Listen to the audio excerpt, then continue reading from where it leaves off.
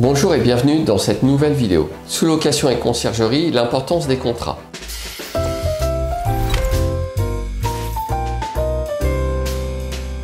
Avant toute chose, rejoignez le droit d'investir dans lequel j'aborde régulièrement les sujets des activités des sous-loueurs et des concierges et de la location courte durée. Si vous n'y comprenez rien, c'est très simple.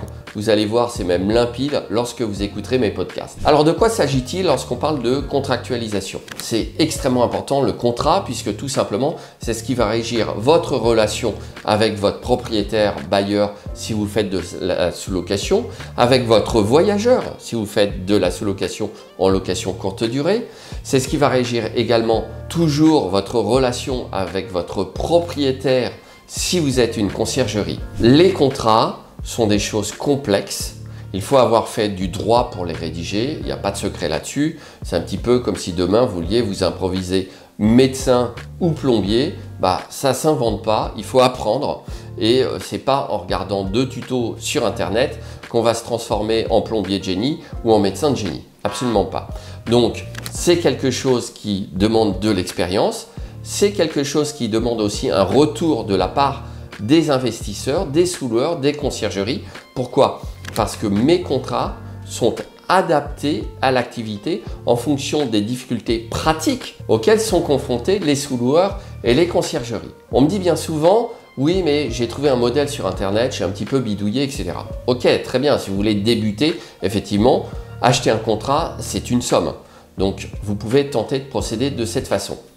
J'ai envie de dire, tant que vous n'avez pas de difficulté avec votre contractant, tout va bien. Mais évidemment, dès qu'il y a un problème qui se cristallise, vous allez devoir vous référer au contrat. S'il est mal rédigé, ça peut rapidement tourner à la catastrophe pour vous.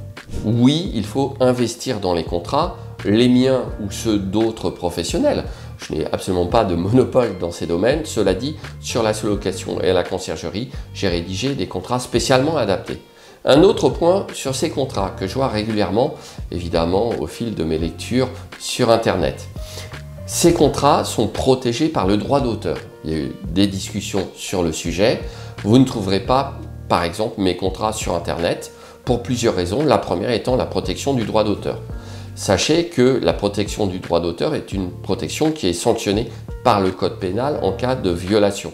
C'est un petit peu comme l'époque où on vous disait « Ah, vous téléchargez des films, c'est du vol ». Non, c'est pas du vol, c'est de la contrefaçon juridiquement. Et lorsqu'on viole le droit d'auteur, c'est également, dans certains cas, de la contrefaçon. En tout état de cause, que ce soit de la contrefaçon ou une autre infraction en matière de droit d'auteur, c'est pénalement sanctionné. C'est pour ça qu'en bas de mes contrats, vous trouverez une petite mention, contrat rédigé par maître Dimitri Boujard, avocat, etc., avec un numéro de version, puisque je mets à jour mes contrats de sous-location et de conciergerie. Si, comme je le disais, l'envie vous en prend, il n'y a pas d'interdiction légale à ce que vous rédigiez un contrat. Le problème n'est pas là. Heureusement, on peut encore rédiger son propre contrat, mais à condition d'avoir au moins une formation juridique si on n'est pas soi-même avocat, notaire, ou si on ne fait pas à titre accessoire, ça dans le cadre, par exemple, d'une expertise comptable. Alors, les expertises comptables sont les hommes du chiffre, ils ne sont pas forcément aussi compétents en droit que des hommes du droit, comme les notaires, les huissiers, les avocats. En revanche, ils sont souvent beaucoup plus compétents que nous pour lire un bilan et de toute façon, leur expertise est indispensable pour établir des bilans.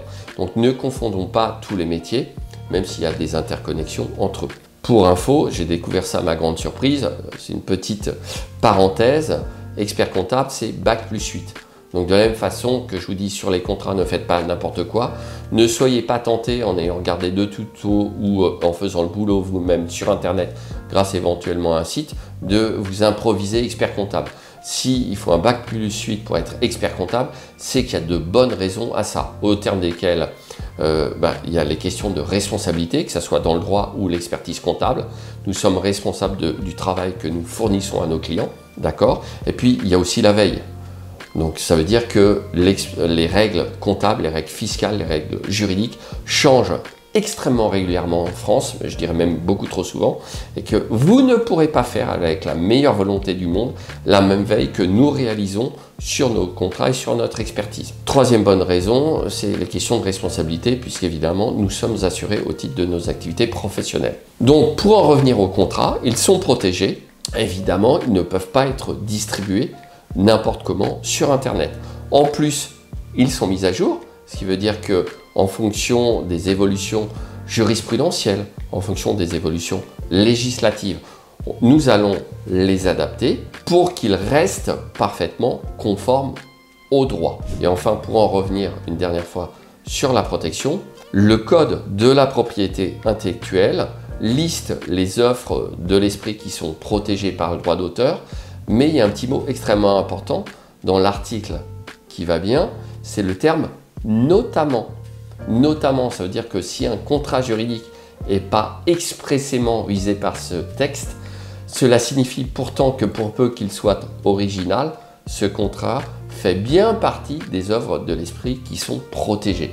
Donc j'espère que cette vidéo est un petit peu plus claire sur le sujet et qu'elle pourra couper court aussi à certaines polémiques. C'est la raison pour laquelle, entre concierges, entre sous-loueurs, on a coutume de ne pas s'échanger ou se donner les contrats parce qu'en plus, lorsque moi je mets à disposition un de mes contrats en le vendant à un de mes clients, j'ai à cœur de toujours accompagner ce contrat d'un rendez-vous explicatif en Zoom de façon à pouvoir passer du temps avec l'investisseur, le sous-loueur, le concierge pour lui expliquer comment fonctionne le contrat, ce qu'il peut modifier et ce à quoi il ne doit pas toucher.